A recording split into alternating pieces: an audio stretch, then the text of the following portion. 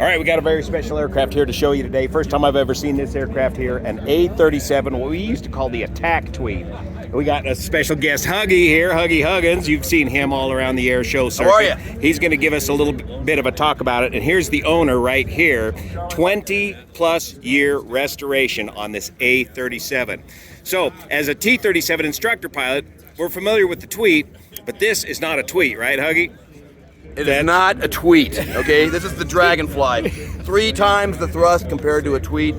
Charlie's airplane here is the only flying A-37 in North America. There's only 4 in the world, a couple in Australia, 1 in New Zealand.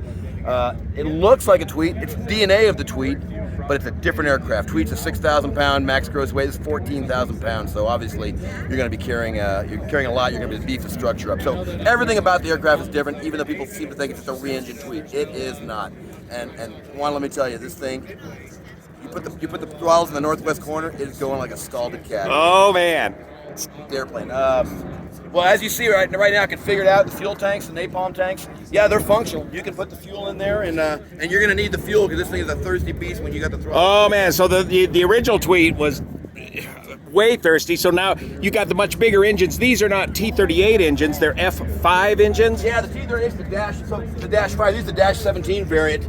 It's basically the same engine, but these put out in mil power with no afterburner what the T-38 down the ramp puts out in full afterburner. So wow. Charlie detuned them a little bit. They're putting about 2,750, 2,000 pounds of thrust each, so 5,600 pounds of thrust on a plane that we take off at a normal weight, probably around a little over 9,000 pounds. So it goes like a scalded cat. And the rumor was that it would literally melt the asphalt underneath it. It's so low to the ground here. It does. If you're on concrete, you're good. But if you're on asphalt, you need to get taxiing pretty quickly. You will melt the asphalt. And I don't recognize these. What are these, speed brakes or something down here? No, they're actually FOD screens, so they're hydraulically actuated. Really? And then when you fire it up, they'll hydraulically actuate, swing up and block the engine so you're not sucking stuff off the ground.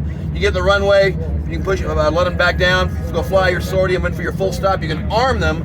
There's a weight on wheel switch, so when you land, when they get weight on wheels, they'll actually come up on your landing, roll out, and protect the engine. And that's only for ground operations only. You definitely, you wouldn't want to fly with them up. Yeah. People ask, why don't you do that for bird protection? But no, you can't. It chokes the airflow too much. So you have the main fuel tanks right here, just like we always used to, but now you got all this additional fuel here. You need it because the fuel flow, the fuel burn rate is super high, and like I said, it's a thirsty animal. It's probably more than 100 gallons an hour, I'm sure. Probably pushing. I mean, it depends if you're left hand, but I would say if you plan 350 to 400 gallons an hour, you'll be okay. Yeah. And so when you push that throttle forward, I heard there were 3 credit card settings, wasn't there? No, in the cockpit, we put this thing that you feed the $20 bills, and you just keep feeding them in there like that, and as long as it's 20s going in, the engine will keep running. Visa, MasterCard, and Gold Card throttle settings. Come on back, in fact, I got something really cool in the back. Yeah. So you can see on the back there, on the top of the aircraft, the black panel, it's an old ADF. Antenna. Yeah. You got the HF antennas on here. We obviously took that stuff off the air, or Charlie took the stuff off the aircraft. Because this is go ahead, what do we got here? This is your thrust attenuators that you know so well from being a 3-night That's why I can't hear. Come around the right side and watch your eyes here. Don't the right at eye level, you'll tear yourself up. When Charlie did the restoration, so realize this plane flew for 7 years in Vietnam. Right, this is a genuine warbird. Oh yeah. These are scab patches from AK-47 rounds that he left on there when he did the restoration. He's got a few other battle damage pieces, but I wanted to show you that one. So this aircraft, let me tell you really quick, the 60-second version. Delivered by Cessna to the South Vietnamese Air Force, 68. Flew there till 75, 2,200 hours of combat time. Mm-hmm.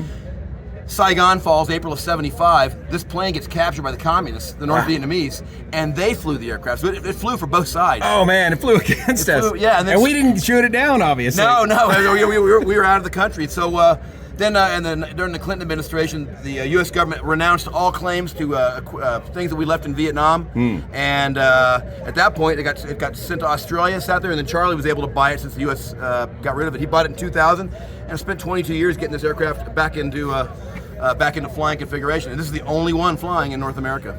And there's only one more flying in the entire world. 3 more, 2 in Australia, 1 in New Zealand. They're all from that Vietnamese transfer, huh? Yes, exactly. One of 3 total in the world, the only one here in North America. Yep. The killer attack tweet. The Dragonfly. The Dragonfly, that's right. Dragonfly. Yeah, don't call it. So you look at his patch. Let's take a quick look inside the cockpit here. I'm going to come around here to a better sun angle. rockets, right?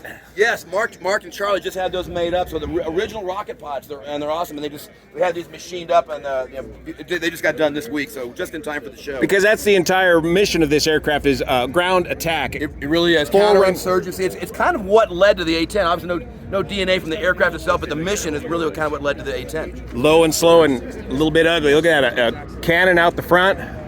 Remember these from the earlier version. Well, similar to an old Tweak cockpit, you got stuff flying all over the place. Yeah, exactly. So again, you don't have to do the crazy, playing the piccolo to start the engine. We just got the start button. Charlie put in the dynon there in the middle, but everything else, there's a couple things that have changed. But for the most part, you can see it's a pretty original cockpit.